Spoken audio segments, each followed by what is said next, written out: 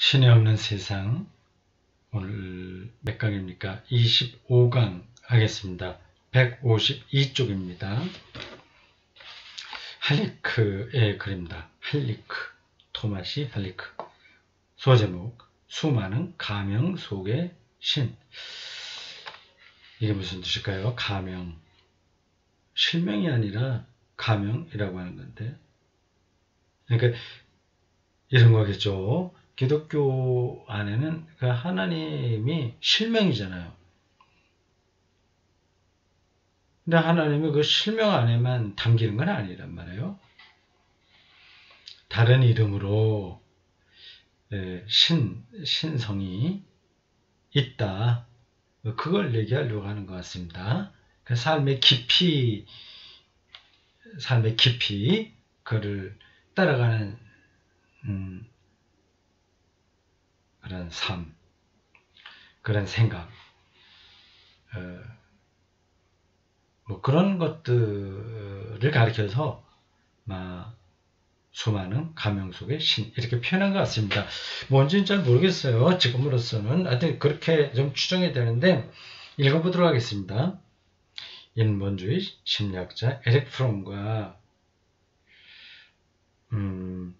꼭 인본주의라고 할 건 없는데 휴머니즘적인, 이렇게 하면 될까?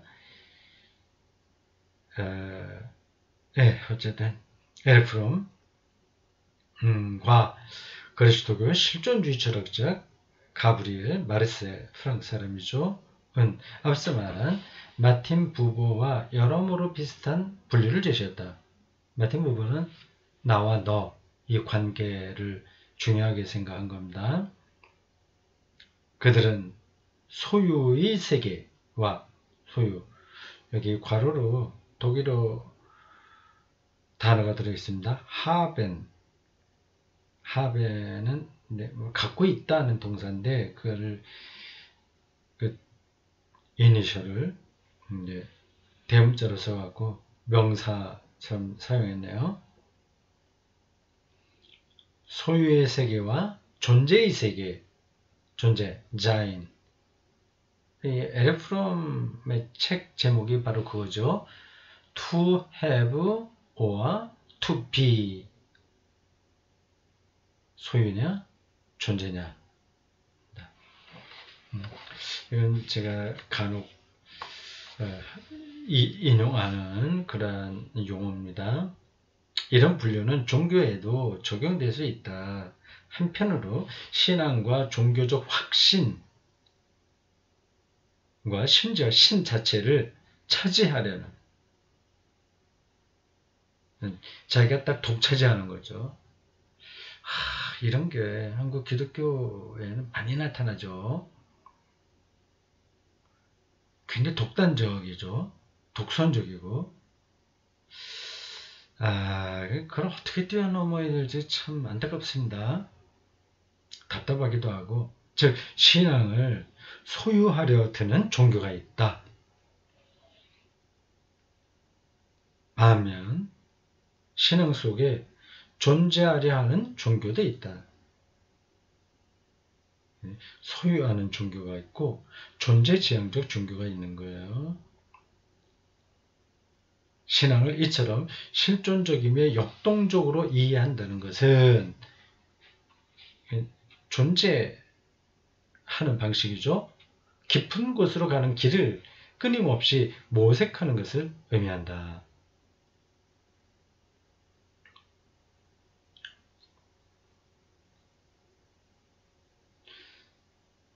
이 깊은 곳으로 들어간다고 하는 것, 이건 이 신비와 연관해서 여러 번 언급된 겁니다. 이 책 전체 주제라고도 할 수 있습니다. 깊이로의 탐색, 신비의 길, 이런 표현들이에요. 그게 좀 딱 달라붙어야 되는데, 그 개념이.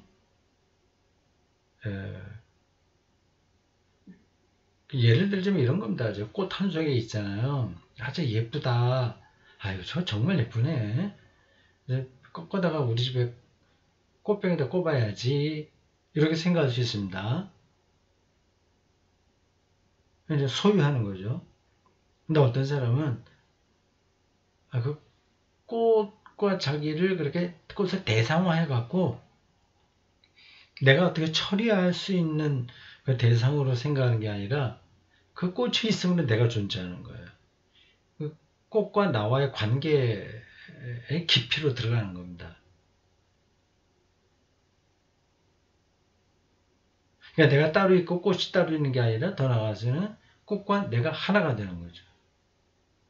이런 말들도 좀 관념적이라서 전달이 안 될 수도 있는데 일단 그게 이제 깊이로 들어가는 길이다. 그렇게만 일단 이해하시면 좋겠습니다. 그리고 여기서 신앙 속에 존재한다는 말은 신앙 속에 서 있는 것, 그냥 여기가 조사오니하고 그냥 머물러 있는 것보다 오히려 신앙 속으로 걷는 것을, 걸어 들어가는, 계속 움직이는 거죠. 신앙이 정체되어 있는 게 아니라, 그래서 자기를 강화하는 게 아니라 심화되는 거죠.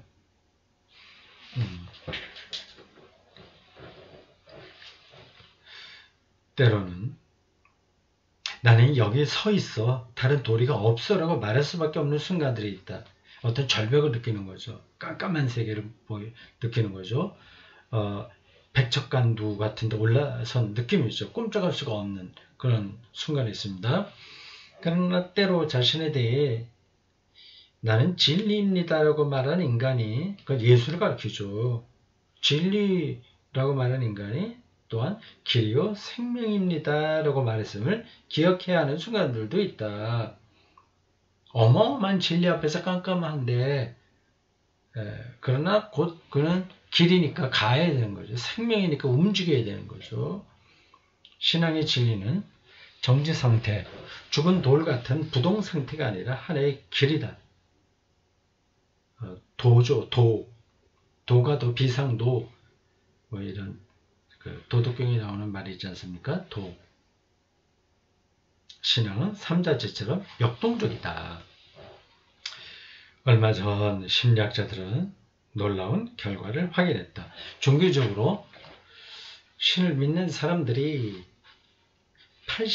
파시스트나 전체주의죠. 그러나 공산주의자처럼 세상을 권위적으로 지각하는 경향이 있다는 가설을 세우는데 이것을 다수의 신앙인에게서 확인했다. 굉장히 전체주의적이고 독재적이고 권위적이다. 그런 경향이 하나님을 믿는 사람들에게 나타났더라. 심리적으로 그런 경향이 보인다. 얘기합니다. 그럼 맞습니다. 다 그렇다는 게 아니라 그런 경향이 아주 강합니다. 신앙인 사이에도 엄청난 차이가 있음이 드러났다. 이에 따르면 신앙에는 판이하게 다른 두 유형이 있다. 폭이 넓은 종교적 태도의 양극단이 있는 것이다. 아주 우익서부터 좌익까지 정치적 스펙트럼이 이렇게 넓은 것처럼 우익과 좌익, 종교적인 믿음의 세계에서도 이렇게 스펙트럼이 넓습니다. 고든 울포트는 한 태도를 외제적 종교성, 또 전문적인 용어가 나오네. 외제적 종교성, 외부로부터 규정된 종교성. 이건 당연히 좀 독단적이겠죠. 다른 한 태도를 내재적 종교성으로 불렀다. 안에서 나오니까 자기 탐색적이겠죠. 첫째 경우에 신앙이 다른 어떤 것을 위한 수단으로 이용된다. 그렇죠. 우리 한국교회, 제가 자꾸 한국교회 그렇게 불러서 미안합니다. 이걸 다 매도하는 뜻을 들은 게 아니라 이제 안타까워서 드린 말씀이에요. 신앙의 어머니와 같은 곳이 우리 한국교회인데 이러한 모습들이 많이 보입니다. 수단으로 어떤 것을 위해서 수단으로 이용된다. 믿음이 교회 성장을 위한 수단으로 믿음이 강조되는 거예요. 말하자면 그런 겁니다. 여기서 인간은 특정 집단에 편입되거나 안전한 삶을 보장받기를 간절히 원한다. 둘째 경우에 인간은 내면에서 메시지에 동의하기 때문에 그냥 믿는다. 첫째 집단은 메시지, 내면에서의 메시지에, 예수 그리스도의 그 말씀, 그분이 주시는 약속, 안식, 해방, 자유, 그런 것에 동의가 되기 때문에 믿는다. 근데 여기서 그냥 믿는다는 그 표현이 조금 적당하지 않아서 제가 멈칫한 겁니다. 그냥 믿는다가 아니라 온전히 순수하게 믿는다, 그렇게 말해야 되겠죠. 첫째 집단은 실제로 권위자에 약하며 권위에 예속되는 경향이 있고, 그러니까 담임 목사에게 약하죠. 우리 당회장 목사님 얘기잖아요. 그때 당회장이라는 표현도 좀 우스운 거예요. 이건 하여튼 그렇습니다. 둘째 집단은 그렇지 않다. 온갖 오해가 생기는 첫째 원인은 종교를 일반화해서 말하는 것인데, 그런 식의 종교가 실제하지 않기 때문이다. 종교의 세계는 다채롭고 모순투성이다. 개별 종교 체계 사이에도 큰 차이가 있고, 개별 종교 체계 사이에도 큰 차이가 있고,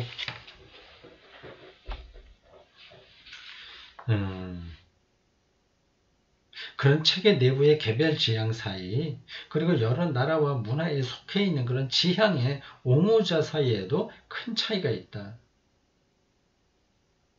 그러니 교회에 나란히 앉아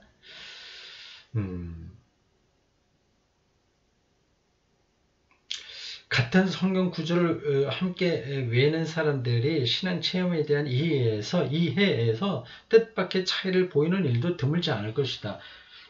한 번은 어느 노 선교사가 지구 곳곳에서 갖가지 종교의 신자들과 쌓은 풍부한 경험들에 대해 들려주다가 이런 말로 끝을 맺었다. 영혼이 열린 사람들도, 영혼이 닫힌 사람들도 어디에나 있습니다. 모든 것은 사람들과 그의 품성, 그리고 현실에 대한 그들의 접근에 달려 있습니다. 기독교인들 중에서도 닫힌 사람이 있고, 이슬람 교도들 중에서도 열린 사람이 있다는 겁니다.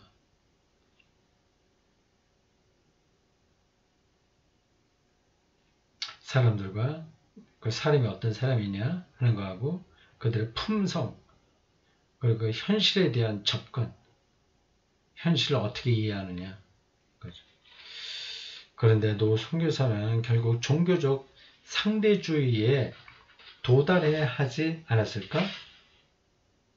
그렇다면, 종교 자체의 차이가 있는 게 아니라 그 사람이 어떤 사람이냐에 따라서 열려있고 달려있고 한다면 결국 상대주의에 떨어지는 거 아니냐 하는 건데, 기독교 신앙 선교사라고 한다면 상대주의에 떨어지면 또 안 되겠죠. 떨어지지 않았으면서도 다른 종교를 포용하고 이해하는 탐색의 길을 같이 갈 수 있는 그런 태도여야 되지 않을까요? 근데 지금 여기서 이 선교사가 이런 말을 하면 결국은 상대주의에 도달해야 되지 않냐 하는 걸 질문하는 겁니다. 그냥 어떤 사람들이 이렇게 질문할 수 있으니까요. 그건 아닌 거죠. 우리는 그의 말을 성급하게 특정 서랍에 처박아서는, 상대주의에 떨어져서, 종교 상대주의에 떨어져서 그렇게 처박아서는 곧 성급히 구분해서는 안 된다. 재단하면 안 된다는 거예요. 어쩌면 여기서 근본적으로 중요한 것은 따로 있다. 그것은 어떤 개인이 어떤 종교를 믿는다고 밝히더라도 그 신앙에 대한 판단은 우리가 아니요, 오직 신의 권한이라는 겸손한 고백이다. 신에게는 종파의 경계를 넘어 모든 인간, 즉 모든 신앙인은 물론 모든 불신앙인과 함께하는 유일무이한 역사가 있다. 전체 하나님의 역사가 있는 거죠. 그 안에 무신론자도 있고, 하나님 믿는 자도 있고, 타종교인들도 있고, 기독교인들도 있고, 그렇게 봐야 되지 않을까요? 하나님은 우리가 독점한다고 생각하면 얼마나 유치하겠습니까?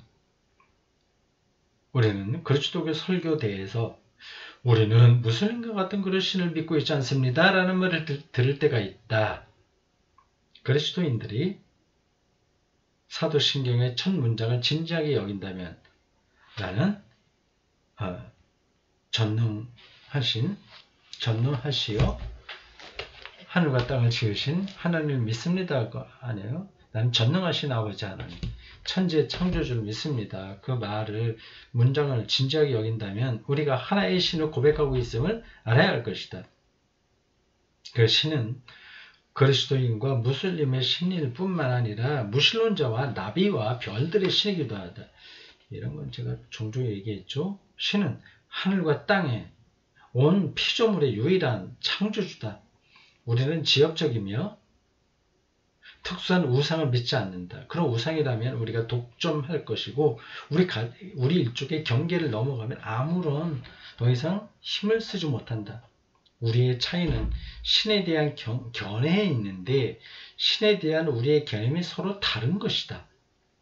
그리스도인과 무슬림은 이 점에서 구별될 뿐만 아니라 앞서 말했듯이 한 종교에 속한 신앙인도 이 점에서 서로 다르다. 가톨릭과 개신교가 다르고 개신교 안에서도 루터교와 장로교가 다르고 하는 것처럼요.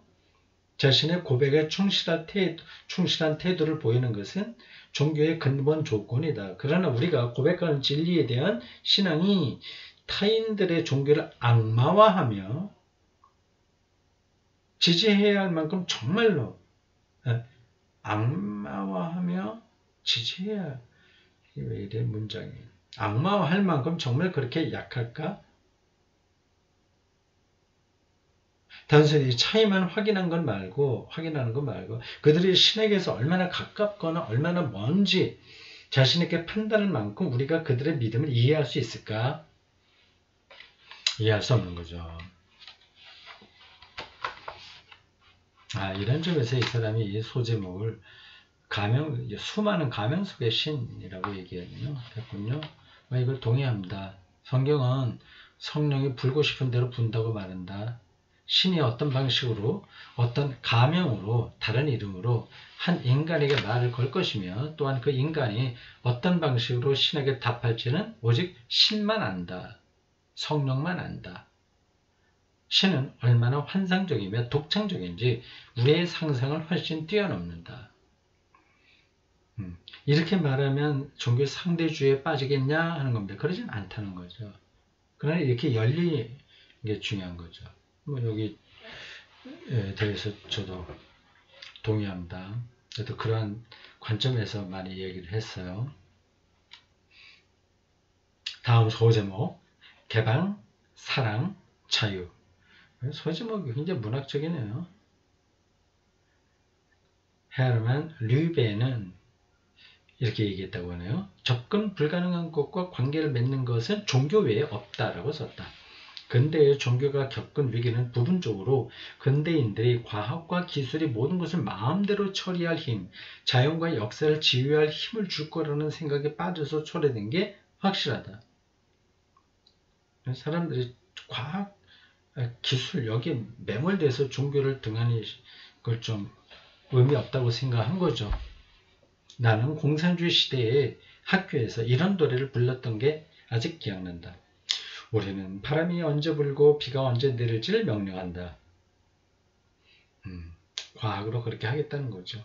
생명과 자연과 역사에 대한 조작적 이용이 비극적 결과를 불러오자 오직 진보만이 구원을 준다는 몽상에 대한 각성과 우리에게 능력이 있고 상황이 된다고 해서 모든 것을 다 해도 되는 것은 아니라는 인식이 점점 생겨났다.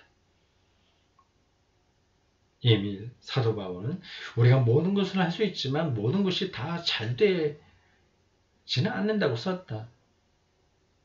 모든 것이 가하나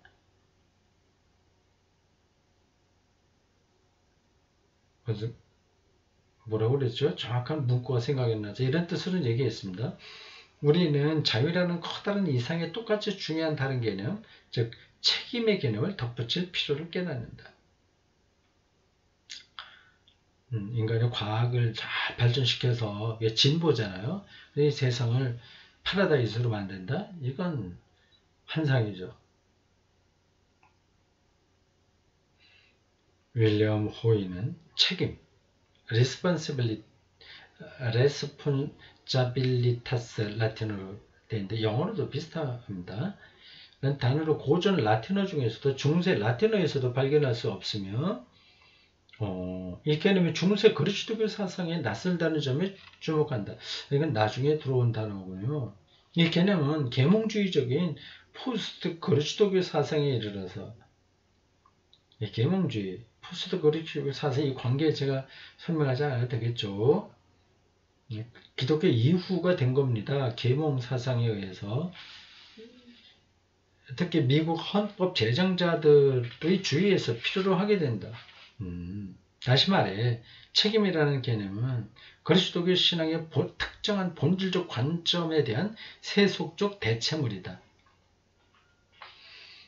호이는 오늘날 곧장 사용되는 개념인 전 세계적 책임을 어떤 면에서는 거만한 빈맛이라고 비판한다. 책임 무슨 책임 못 친다고 하겠죠.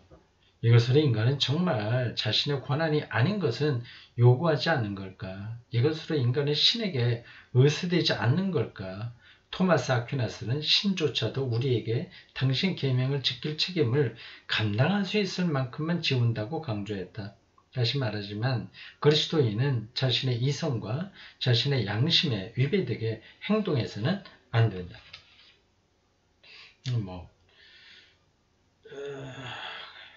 그 정도 우리가 읽고 넘어가면 됐습니다. 사도 바울은 형제 여러분은 자유를 누리기 위하여 부르심을 받았습니다. 라고 말하며 자유로라고 가르친다. 바울의 복음은 자유의 복음이다. 칭의도 다 자유예요. 따지고 보면 의 문제도요. 그리스도교의 중심 개념의 구원은 해방을 의미한다. 이것은 노예 사이에서 빌려온 은유다. 바울에 대한 이야기에서 내가 가장 매료되는 것은 그 사도가 아테네 아레오바고에서 알지 못하는 신의 제단을 발견하고 거기에서 사도행전에 나오는 이야기예요. 거기에서 이방인들에게 설교하기 시작하는 장면이다. 여러분이 알지 못하는 신을 나는 여러분에게 알려드립니다. 우리는 바울의 제자로서 알지 못하는 신의 제단을 찾을 의무가 있다. 아마 우리는 이렇게 말할 수 있겠다. 자유는 알지 못하는 신의 제단입니다. 자유를 현대인들이 중요하게 생각하잖아요. 그 이제 바울의 경우를 바꿔서 알지 못하는 제단, 신의 제단이라고 표현했어요. 정이 아주 산뜻한 그러한 발상입니다. 표현입니다. 그 제단은 복음 선포의 시작이 될 수 있는 핵심을 바울이 우리를 위해서 찾아낸 장소다. 알지 못하는 신의 제단이 곳곳에 있다. 이거죠. 바울은 열려있는 삶과 완고해진 삶 사이, 깊이 있는 삶과 피상적인 삶 사이의 긴장에 대해 말한다. 바울은 인간 실존의 두 가지 양식에 대해 영과 육이란 은유적 표현을 사용한다. 육은 표면적인, 닫혀진 삶, 영은 열려진, 깊이 있는 삶. 그렇게 표현할 수 있겠네요. 맞습니다. 물론 이 은유들은 지나치게 그리스적으로, 영지주의적으로 또 마니교적으로 읽는 일은 피해야 된다. 마니교는 영지주의가 더 극단적으로 나갈 때 떨어지는 사조예요. 세상을 악마와 악과 선의 극단적인 대립으로 보는 겁니다. 악한 물질과 신적 영혼에 대한 관념들은 바울에게 낯선 것이다. 영지주의 이런 것은 정통 성서적인 입장이 아니라고 하는 겁니다. 하나님만 선하고 그 안에 절대자이시지 거기에 대립하는 또 하나의 절대적인 악한 세력이 있다고는 말하지 않습니다. 신은 자유로운 인간들을 창조했고, 여기서 자유라는 우리를 재료로 신의 형상을 만드는 것이다. 우리를 재료로.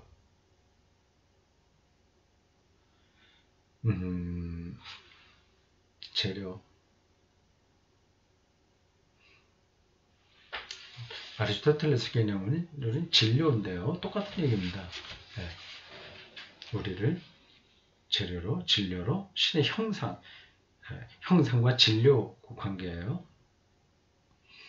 예, 철학적으로 잘 정리된 용어로 표현하려면 재료보다는 진료 이렇게 해야 됩니다. 바로 그런 까닭에 바오로에게 관건은 자유라는 선물을 온전히 보존하는 일이다. 우리는 자유로 인해 우상을 만들어서는 안 된다. 그러니까 자기를 우상화하면 안 되는 거죠. 자유를 얻겠다고요. 자유를 자의, 그 자의적이다. 한자로 이렇게 썼는데 자의적이다. 이걸 한번 그래 찾아봐야 되겠습니다. 정확한 뜻을.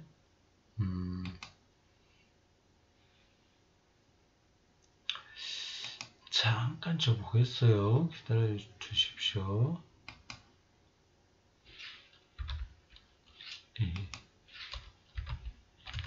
자의. 예.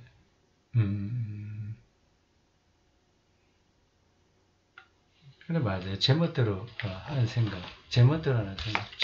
사실 자의적이야. 제멋대로 하는. 예.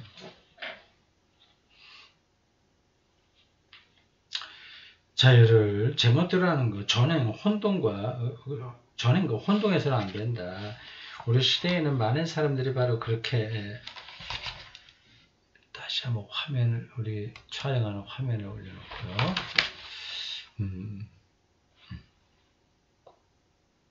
둘은 다른 거다. 자유주의와 자유분방주의를 혼동한다. 둘은 다르다. 진정한 자유는 책임과 연관된다. 요구되는 배가 많고 힘도 든다. 그래서 기꺼이 자유를 외치지만 정작 자유 상태에 놓이면 오히려 노예살이가 주는 안전한 삶으로 돌아가고 싶어 한다. 적절한 사례를 찾기 위해 먼 과거까지 갈 필요 없겠지만 광해를 지나며 약속의 땅으로 떠난 뒤로 이집트에서 노예살이하며 먹던 고기 냄새를 그리워하던 사람들을 떠올려보자. 출애굽기 16장 3절. 이집트로 돌아가자 그렇게 얘기했죠. 자유는 인간의 삶이 근원적으로 열려있는 상태다. 이런 문장도 외워두면 좋습니다. 자유는 인간 삶이 근원적으로 혹은 시원적으로 열려있는 상태다. 따라서 자유는 재단, 우리가 신을 만나는 자이다. 이기심에 자의성에 제멋대로 하는 갇혀있는 사람은 자유를 지킬 수 없다. 바울의 말을 빌리자면 그런 사람은 육이 원하는 대로 사는 사람이다. 그게 이제 편한 거죠. 영에 따라 사는 사람만이 자유를 지킬 수 있다. 오늘 여기 굉장히 중요한 인사이트를 얻었어요. 육으로 사는 사람과 영으로 사는 사람, 이거를 우리는 어렵다게 아주 세속적으로 사는 사람이 육으로 사는 사람이야. 영적으로 사는 사람은 거룩하게 하나님 말씀을 잘 따르는 사람이야. 이렇게 생각했는데, 이게 이 사람의 표현을 따르면 육적인 삶은 평면적인 삶이고 영적인 삶은 깊이로 들어가는 삶이에요. 정확하게 짚어주네요. 여기서 영은 자유롭게 부는 바람, 자신을 넘어서는 것, 초월을 의미한다. 초월. 내가 목사라는 직책, 뭐라고 하는 그것에 갇히지 않는 거죠. 그게 초월에 갇히지 않는 게. 갇히지 않고 사물을 보고 교우들을 대하고 어떤 관계를 맺고 그런 거죠. 그리스도교에서 초월의 최고 형태는 사랑, 즉 이기심과 자아도취를 넘어서는 것이다. 이 두 가지, 이기심과 자아도취. 이기심은 우리가 쉽게 분간이 돼요. 저 이기적인 사람이야. 그건 좀 경계심을 우리가 가질 수 있는데, 자아도취는 굉장히 고상하기 때문에 눈치채기 힘든다. 따라서 자신을 위해 살지 않고 타인에게 열려있는 사람, 사랑 안에서 사는 사람은 본래의 의미에서 자유를 성취한다. 그 사람에 의해서 내 삶이 달라지는 게 좌우되지 않고 베푸니까 자유로운 거죠. 사랑은 자유를 근원적인 열림으로써 신 안에서 사는 삶으로서 실현하는 행위다. 깊은 마음으로 산다는 것은 사랑한다는 것을 의미한다. 그리고 마지막 문장도 매력적이네요. 깊은 마음으로 산다는 것은 사랑한다는 것을 의미한다.